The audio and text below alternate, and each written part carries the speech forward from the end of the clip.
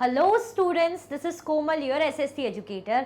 Welcome back to your favorite channel Magnet Brains. Magnet Brains आपको provide कराता है high quality education, वो भी फ्री ऑफ कॉस्ट, किंडरगार्टन से लेके क्लास 12 तक की सीबीएसई बोर्ड के कोर्सेज के साथ साथ आपको अदर स्टेट बोर्ड की भी कोर्सेज अवेलेबल है इन हिंदी मीडियम, जैसे कि UP board, Bihar board, Delhi board की कोर्सेज प्रॉपर सिस्टमैटिक वे में। कोई दिक्कत आपको नहीं होगी। डेली प्रैक्टिस सेट्स के क्वेश्चंस भी मिलेंगे, प्रैक्टिस भी करते जाइएगा। ई बुक्स और ई नोट्स के लिंक आपको डिस्क्रिप्शन बॉक्स में अवेलेबल है, तो भटकिएगा मत। हम क्या करेंगे, चैप्टर तो हमारा सक्सेसफुली कंप्लीट हो ही चुका है, तो हमें क्या करना है, हमें एनसीईआरटी सॉल्यूशंस करने, जो कि ऑब्वियसली चैप्टर को आगे बढ़ाने के लिए चैप्टर में क्या पढ़ा है उसका रिजल्ट पता करने के लिए ज़रूरी होता है ना, कि पढ़ा क्या है और अब आता क्या है, आंसर करना है ना आपको। तो आपको क्या करना है, शेयर कर देना है अपने क्लासमेट्स को और लाइक कर देना है मेरे मोटिवेशन के लिए, और रेडी रहिएगा, कमेंट में जो भी क्वेश्चन रहेंगे आपको आंसर उसके बताने पड़ेंगे। करें स्टार्ट, चल। पहला क्वेश्चन ही है बड़ा प्यारा सा, हमें मैच द कॉलम, मतलब ये कॉलम्स को मैच करना है। ये काम तो बड़ा इजी और बड़ा ही अनोखा, बहुत ही अच्छा है ना, इजी है ना। अब बोलेंगे मैम आपको तो इजी लग रहा है, जरूरी नहीं कि हमें इजी लगे। चलो देखते हैं। सुक्ता किसे बोलेंगे, चैरियट किसे बोलेंगे, यज्ञ किसे बोलेंगे, दशा किसे बोलेंगे, मेघालित किसको बोलेंगे। ऑप्शंस ये हैं, stone boulder, sacrifice, well set, used in battles and slave. मैं साइड हो जाती हूँ, आपको क्या करना है, थोड़ा सा देख के जरा आप 10 सेकंड लीजिए और आंसर कीजिए। जो भी आता है एटलीस्ट वो तो लगाइए टिक। देखते हैं फिर। मैच द कॉलम आपको करनी है, मैच करिए कॉलम को। सुक्ता को क्या बोलेंगे, चैरियट्स को क्या बोलेंगे, यज्ञ को क्या बोलेंगे, दशा और मेघालित को क्या बोलेंगे। देखो सुक्ता हमने देखा था, किसको बोल रहे थे हम, सुक्ता हम किसको बोल रहे थे इसमें से, सुक्ता का मतलब क्या बताया गया था। सुक्ता का मतलब हम कह रहे थे ना कि कुछ हाइम्स हम पढ़ रहे थे, उसको सुक्ता यानी वेल सेड कहा जाता है। क्या कहा जाता है, यानी वेल सेड कहा जाता है, कि भैया बहुत बढ़िया तुमने बोला, तो वेल सेड कहा जाता है कि नहीं कहा जाता है, कहा जाता है ना। चैरियट किसे कहेंगे, क्या स्टोन बोल्डर को चैरियट कहेंगे, सेक्रीफाइस को चैरियट कहेंगे, वेल सेट तो अब आंसर एलिमिनेट हो ही चुका है। यूज इन बैटल्स या स्लेव, मतलब चैरियट का यूज या चैरियट को क्या कहा जाता था। चैरियट जिसमें घोड़े को लगा के ऐसे रथ बनाते थे ना, रथ गाड़ी जिसमें घोड़े बैठ के क्या होता था, युद्ध होता था, बैटल्स होता था। तो किस लिए यूज होते थे चैरियट्स, चैरियट्स यूज होते थे यूज इन बैटल्स। किस लिए यूज होते थे, चैरियट्स बैटल में यूज होते थे। नाउ यज्ञ, यज्ञ को क्या कहा जाता था, जो यज्ञ होते थे जिसमें क्या होता था, आग वगैरह फायर में कुछ ऑफर करना पड़ता था, जैसे एनिमल हो गए, ग्रेन्स हो गए, घी ऑफर करना पड़ता था, उसको हम क्या बोलते हैं, जल्दी बताओ। क्या हम उसको स्टोन बोल्डर बोलेंगे, यज्ञ का स्टोन बोल्डर से कोई लेना देना है क्या, या उसको सेक्रीफाइस बोलेंगे, चलो देखते हैं, या स्लेव बोलेंगे। नहीं, अलग ही समझ में आ रहा है कि जो ऑप्शन दो बच्चे हैं वो तो साथ ही नहीं दे रहे, तो हमारा जो ऑप्शन सही हो जाएगा वो हो जाएगा बी, सेक्रीफाइस बोलते हैं हम यज्ञ को। ठीक है, यज्ञ बोलते हैं, सेक्रीफाइस होती है उसमें, है ना, किसको करने के लिए, किसके लिए होती है, गॉड और गॉडेसेस की। ठीक है, दस किसे बोलते हैं, जो दासा है वो किसको बोलते हैं, बहुत ईजी है, ऑब्वियसली हम स्लेव को बोल रहे हैं। दास हम किसे बोल रहे हैं, बाद में किसके लिए यूज होता है, दास और दासी स्लेव के लिए। मेघालित, अब तो एक ही ऑप्शन बचा, यानी स्टोन बोल्डर, अच्छे बड़े बड़े जो स्टोन है, मेघालित। तो हमारा आंसर क्या हो जाएगा, हमारा आंसर हो जाएगा फर्स्ट का बी, फर्स्ट का सी, यहाँ मैं लिख देती हूँ, हमारा आंसर हो जाएगा फर्स्ट का सी। सेकंड हमारा हो जाएगा, सेकंड का हमें क्या बोला है, सेकंड का हमारा है चैरियट, तो चैरियट का डी। थर्ड है, थर्ड का हमारा क्या हो जाएगा, यज्ञ, यज्ञ का है हमारा बी। ठीक है, फिर है हमारा फोर, दास का, दास का हमारा है ई, और फिफ्थ का है हमारा जो मेघालित है उसका ए। देख लो ये आंसर, ये आपके आंसर है। फटाफट से क्या करो, स्क्रीनशॉट ले लो, देख लो इस तरीके से, ये लिख लिया, यही आंसर आया था। मैंने इसलिए लिखा कि आपको मिल जाए कि यही आपका सेम आंसर आ रहा था, या एक दो गलत थे तो कितने सेम आ रहे थे। देखो गलती करने की कोई दिक्कत नहीं, खूब गलती करो, गलती से ही सीखोगे, उसका कोई उसके लिए आपको रोक नहीं रहा है, बिल्कुल गलतियां करो, खूब गलती करो, बट कभी ना कभी सही भी करो। ऐसा नहीं कि गलती करे जाने जानबूझ के, उससे सीखते हैं। ठीक है, डरो मत, ट्राई करने से नहीं डरो। ये आपके आंसर हैं, ये हो जाएंगे आपके आंसर। चलो ले लिया स्क्रीनशॉट्स, इस तरीके से हमारा ये आंसर है। देखो फोर्थ का ई है, फिफ्थ का हमारा ए है। ठीक है, सुक्ता का हमने बोल ही दिया है, सी था। ठीक है, वेल सेट, चैरियट का सेकंड का डी हमने कहा था, यूज इन बैटल्स। थर्ड का हमने बोला था बी, यानी यज्ञ का सेक्रीफाइस। फोर्थ का दशा का हमने ई बोला था, यानी स्लेव। और फिफ्थ का ए बोला था, यानी मेघालित। ठीक है, मेघालित का मतलब स्टोन बोल्डर। आगे बढ़े, चलो ओ गॉड, अब कंप्लीट करने sentence, fill in the blanks भी नहीं, इस सेंटेंस को कंप्लीट करना है। सेंटेंस तो कितना भी बड़ा हो सकता है ना। फिल इन द ब्लैंक्स में तो हम वन वर्ड लिख देते हैं, बट सेंटेंस यानी कितना भी बड़ा हो सकता है। तो देखें, स्लेव्स वर यूज्ड फॉर, ये सेंटेंस हमें कंप्लीट करना है। Megaliths are found in, stone circles और boulders on the surface were used to, port holes were used for, people ate Inamgaon eight. भाई ये सब हमें फिल करना है। याद करो स्लेव को क्यों यूज किया जाता था, ये बताओ। स्लेव से हम क्या करेंगे, हम अपने अकॉर्डिंग यूज करेंगे, हम उन्हें अपनी प्रॉपर्टी समझेंगे। हमने देखा था ना, देखते हैं क्या है हमारा आंसर, देखते हैं।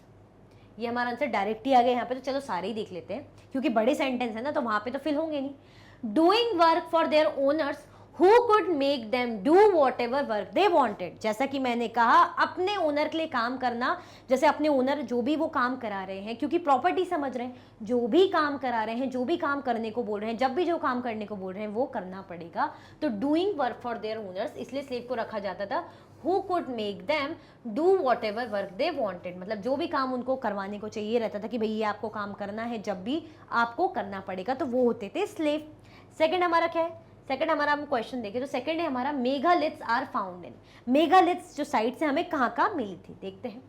डेक्कन में मिली थी, नॉर्थ ईस्ट में मिली थी, साउथ इंडिया और कश्मीर में मिली थी। कहाँ कहाँ मिली थी, डेक्कन में मिली थी, साउथ इंडिया, नॉर्थ ईस्ट और कश्मीर में हमें मेगालिथ साइट मिली थी। अब थर्ड है हमारा, थर्ड को देखते हैं।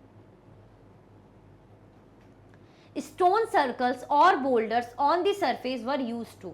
जो स्टोन सर्कल्स और बोल्डर्स हम यूज करते थे सरफेस में, वो क्यों यूज होते थे, जैसे हमने देखा था ना, इस टाइप का था, ऐसे ऐसे ऐसे बने हुए थे, इस तरीके से आसपास ऐसे, तो क्यों यूज होते थे, ये हमने इस टाइप का सिनेरियो पढ़ा था, और ऐसा कुछ था यहाँ पे ऐसे, तो ये क्यों यूज होता था ये आपको बताना है। तो obviously indicate that there were burial beneath, मतलब यहाँ पे नीचे जमीन के नीचे कोई किसी को दफना रखा है, किसी की डेड बॉडी है। आया समझ में, indicate that there were buried beneath, ठीक है, ताकि जो स्टोन ऐसे राउंड राउंड राउंड दिखे, जैसे मैंने बनाया ना, ये ऐसे दिख रहे हैं, तो जैसे ये ऐसे ऐसे दिखेंगे कि इस टाइप का कुछ हमें दिख रहा है, दैट मीन्स अंदर किसी की डेड बॉडी को दफनाया गया है।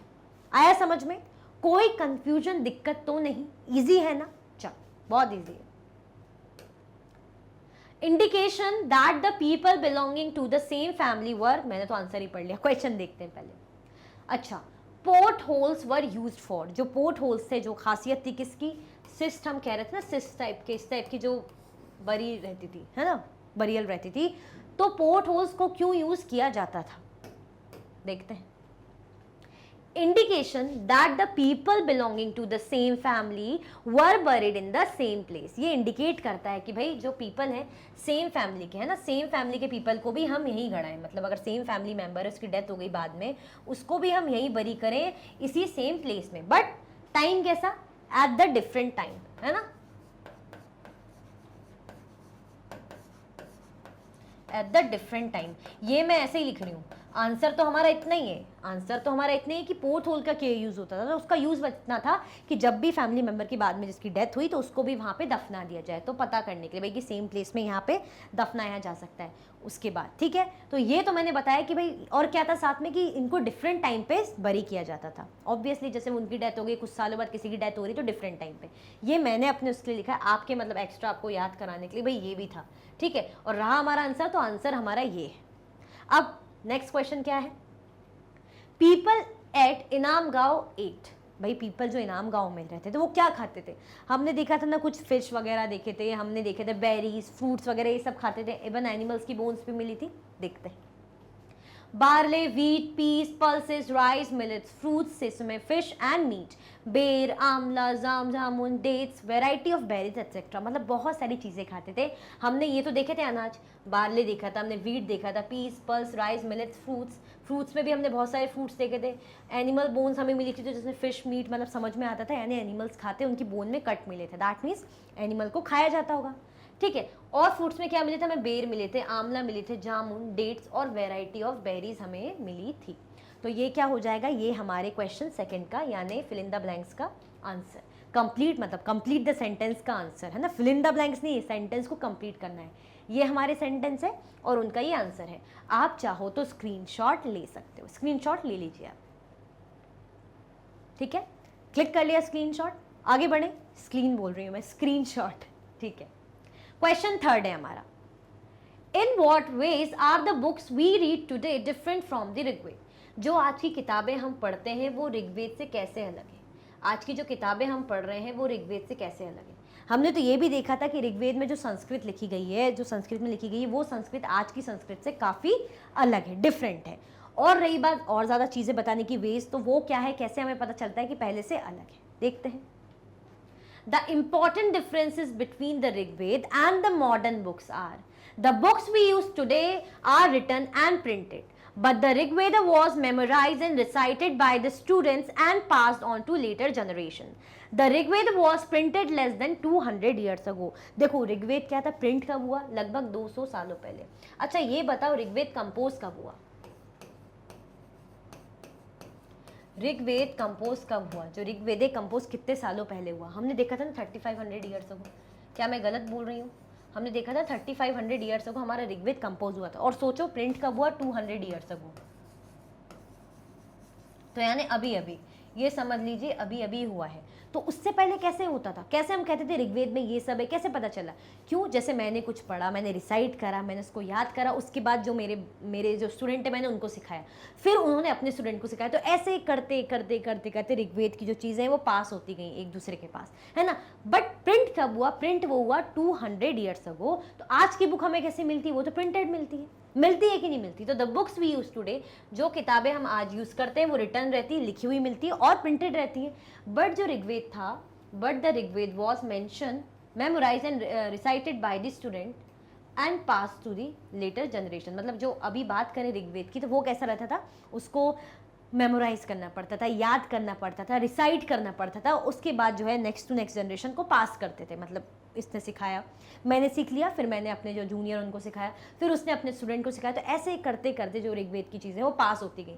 हम लोग को क्या मिलता है? हमें तो रिटर्न फॉर्म में मिल जाता है या प्रिंटेड मटेरियल मिल जाता है, ठीक है। हमने ये भी देखा था जो ऋग्वेद है वो प्रिंट हुआ था कब? लगभग 200 सालों पहले, ठीक है। 200 सालों पहले से भी कम टाइम में क्या हुआ था? ऋग्वेद प्रिंट हुआ पहली बार। जबकि उससे पहले कैसे? इस तरीके से पास होता था। तो ये डिफरेंस है। हमें प्रिंटेड चीज़ें मिल जाती हैं, हमें आराम से रिटर्न चीज़ें मिल जाती है। बट ऋग्वेद में ऐसा नहीं था, उसको मेमोराइज और रिसाइट करते थे। तो ऐसे ही पास करते करते जनरेशन टू जनरेशन आगे बढ़ा। The Rigveda was composed in Old or Vedic Sanskrit. This is different from the Sanskrit language which is learned by student today. जो ऋग्वेद है उसकी संस्कृत, जो वैदिक संस्कृत है वो काफ़ी अलग थी। कैसी थी? वो अलग थी। The Rigveda was compose in old or Vedic Sanskrit. Old और पुरानी टाइप की, वैदिक जो वेदा के टाइम वेद बोल रहे हैं ना, तो वैदिक संस्कृत में थी, अलग थी। आज की जो संस्कृत हम पढ़ते हैं उससे ये अलग है। तो इसलिए डिफरेंस हुआ कि नहीं हुआ? मतलब लैंग्वेज संस्कृति है, बट दोनों में कितना फ़र्क है? वो तब अलग थी वैदिक संस्कृत, आज की संस्कृत अलग है। आया समझ में? ये आज की बुक्स हमारी प्रिंटेड है, बट वो जो ऋग्वेद है, जिन ऋग्वेद की बात करें, वो प्रिंटेड नहीं था, वो मेमोराइज और रिसाइट किया जाता था। कोई कंफ्यूजन, दिक्कत तो नहीं? क्वेश्चन नंबर हमारा ये है 3rd, ठीक है। 3rd क्वेश्चन हमारा हो गया है, तो आप ये कर दीजिए। क्या आप अपनी ड्यूटी नहीं निभाएंगे? क्या आप लाइक नहीं करेंगे? फटाफट से क्या कर दीजिए, लाइक कर दीजिए। आगे बढ़े। What kind of evidence from burials do archaeologists use to find out whether there were social differences amongst those who were buried? हमें बताना है कि भाई व्हाट काइंड ऑफ, क्या किस प्रकार का एविडेंस जो है बरियल्स का मिला था आर्कियोलॉजिस्ट को, use to find out whether there were social differences among those who were buried. मतलब उनके बीच का सोशल डिफरेंसेस कैसे पता चलेगा? पता चलता था कि वो रिच है या पुअर है। हमने देखा था ना कि जैसे एक हमें साइट कैसे मिली थी, एक बरियल साइट कैसी थी जिसमें 33 गोल्ड वो बीड्स मिले थे, है ना, स्टोन बीड्स मिले थे, बैंगल्स मिले थे, शेल मिला था। और दूसरी हमें मिली थी साइट, वो कैसी थी? जिसमें पॉट्स थे। तो इससे हमें क्या पता चल रहा था? सोशल डिफरेंसेस, मतलब चीज़ें उनके साथ क्या रखी जाती है, वो कितनी है या कितनी महंगी हो सकती है। तो उसके इससे हमें आइडिया लग सकता है कि हाँ ये यानी रिच पर्सन होगा, या ये यानी चीफ होगा कहीं का, या राजा होगा, और ये पुअर पर्सन होगा, थोड़ा गरीब होगा बेचारा। तो इसलिए इसके साथ ये सब चीज़ें रखी गई। क्यों? क्योंकि ये माना जाता था, आर्कियोलॉजिस्ट ये मानते थे कि जो भी ऑब्जेक्ट डेड बॉडी के साथ मिल रहे हैं, दैट मीन्स वो ऑब्जेक्ट उसी के हैं। अब मेरे साथ कोई ऑब्जेक्ट है, मेरे साथ गोल्ड की ऐसे वॉच वगैरह मिल गई, कुछ भी मिल गई, यानी मेरे साथ वो ऑब्जेक्ट है, और मेरे को बोलेंगे अच्छा रिच होगी। कोई डेड बॉडी मिल गई, वो कैसे मिल गई? कि उसमें भाई एक सिंपल सा कड़ा मिल रहा है, दैट मीन्स क्या है कि वो पुअर होगा, उसके पास ऐसे सिंपल सा कड़ा है और उसके पास एक यही प्रॉपर्टी। आया समझ में? तो इससे पता चलता था। बाकी हमारा आंसर है वो देखते हैं, और क्या रहेगा। Archaeologists observe that sometimes more objects are found in one grave than in another. ये भी देखा जाता था, आर्कियोलॉजिस्ट ने ये भी नोटिस करा था कि कई बार ऐसा नहीं कि एक ही ऑब्जेक्ट है, एक से ज़्यादा ऑब्जेक्ट भी ग्रेव के साथ मिल जाते थे। एक से ज़्यादा ऑब्जेक्ट मतलब हम बोलेंगे ना कि सिर्फ एक बैंगल मिली, तो हो सकता है बैंगल के साथ बीड्स भी मिले। हमने देखा ना कि बैंगल के साथ बीड भी है, शेल भी है, ये सारी चीज़ें मिली, बट दूसरी बॉडी के साथ सिर्फ पॉट मिले, तो डिफरेंस रहता था। In Brahmagiri, one skeleton was buried with 33 gold beads, 2 stone beads, 4 copper bangles and 1 conch shell. Other skeletons have only a few pots. अब हम देख रहे हैं ब्रह्मगिरी में क्या मिला था। जब ब्रह्मगिरी में देखा था तो एक स्केलेटन में कैसा मिला था कि 33 गोल्ड बीड्स थी, उसमें 2 स्टोन बीड्स थी, 4 कॉपर बैंगल थे और 1 कॉन्च शेल थे, जिसका मतलब, और दूसरे में कैसी थी, कुछ सिर्फ पॉट थे। दूसरे में क्या था, सिर्फ पॉट ही मिला था। क्या मिला था दूसरे में, other skeleton have only a few pot, other skeleton में बस एक पॉट था। These finds suggest that there was socio-economic differences amongst the people who were buried. Some were rich and influential, others were poor and ordinary. ये कह रहे हैं कि इसी से हमें आइडिया लग रहा है कि ये सजेस्ट कर रहा है कि सोशियो इकोनॉमिक फर्क था, है ना। मतलब एक स्टेटस में फर्क होगा ना कि कोई रिच होगा, पुअर होगा। कैसे, जैसे कोई पीपल कैसे होंगे, who were buried, जैसे कुछ कैसे होंगे, कुछ होंगे rich, some were rich, influential and others were poor and ordinary, कुछ होंगे बेचारे पुअर होंगे, ऑर्डिनरी आम जनता होगी। तो ये हमें डिफरेंस देखने को मिला था। इसी से हमें पता चल जाता है इनका सोशियो इकोनॉमिक स्टेटस, कि किसी के पास एक से ज़्यादा ऑब्जेक्ट है और अच्छे लेवल के ऑब्जेक्ट है, भाई गोल्ड वगैरह मिल रहा है ये सब, तो दैट मीन्स वो रिच है। किसी के पास सिर्फ पॉट्स मिल रहे हैं, दैट मीन्स वो पुअर स्टेटस का है, यानी वो ऑर्डिनरी पर्सन है। और ये जो पर्सन है कोई स्पेशल इन्फ्लुएंशियल पर्सन होगा। आया समझ में, कहाँ मिला था, ब्रह्मगिरी में देख के समझ में आया था। आगे बढ़े, In what ways do you think that the life of a Raja was different from that of a Das or Dasi? आप अपने शब्दों में बताइए कि दास और दासी और एक राजा की लाइफ में क्या डिफरेंस हो सकता है। खुद ही सोचिए, आप गेस कीजिए क्या डिफरेंस हो सकता है। राजा कैसा होगा, राजा के महल वहल होंगे, दासी कैसी होगी, वहाँ काम करती होगी, इस टाइप का हमने देखा भी है मूवीज़ और टीवीज़ में, हमने ये सब देखा हुआ है। बाकी देखते हैं हमारा आंसर क्या कह रहा है। In Rigvedic society, Raja enjoyed highest position with the priest. They fought war to capture men and cattle, land and water. The Das और दासी were in the lowest position in the society. Rigvedic society में हमने देखा, बहुत अच्छे से ये चीज़ notice करी। In Rigvedic society, Raja enjoy the highest position with the priest. Priest और राजा की कैसी पोजीशन रहती थी, हाईएस्ट पोजीशन रहती थी। They fought war to capture men, cattle, land and water. भाई जब लड़ाई युद्ध होता था तो हमने देखा था ना किन किन चीज़ों के लिए होता था, कैटल के लिए हो रहा है ना, लैंड के लिए हो रहा है, वेल्थ के लिए हो रहा है, वाटर के लिए हो रहा है, तो इन सब चीज़ों के लिए वॉर होता था। इवन पीपल को कैप्चर करने के लिए भी होता था।